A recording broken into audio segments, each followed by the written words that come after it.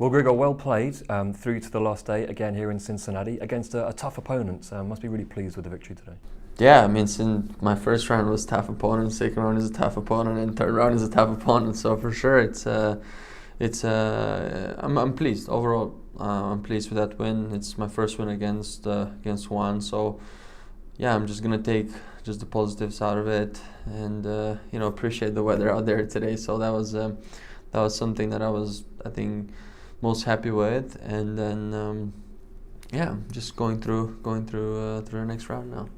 You mentioned the weather there. It was quite tough conditions. The humidity was very high, and Juan looked like he was sort of suffering with that a little bit towards the end of the match, but you seemed to handle it very well. Yeah, I think the first 3-4 games of the match I felt like, wow, it's going to be a warm day at the office, that's for sure. And coming out of the locker rooms and walking into the court, you could really feel the vibe, and yeah, you need to deal with those things. And I think I felt pretty good, especially the match went on. I think I was serving well, just doing the right things, and I think this really helped me going through the match with a different approach. At this stage of the tournament, do you take a glance at the draw and say to yourself, hey, I've got a great chance to go far here, the way the tournament's been going and some of the surprises we've had this week?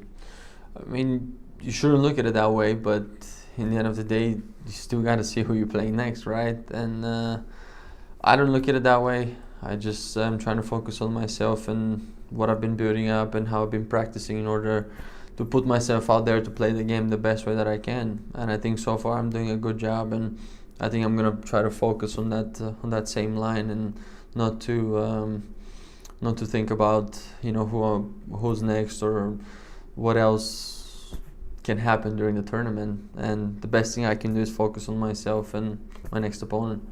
Okay, well, your next opponent is Yuichi Sugita. You had a tough three-setter in Toronto last year. What are the sort of challenges that he poses?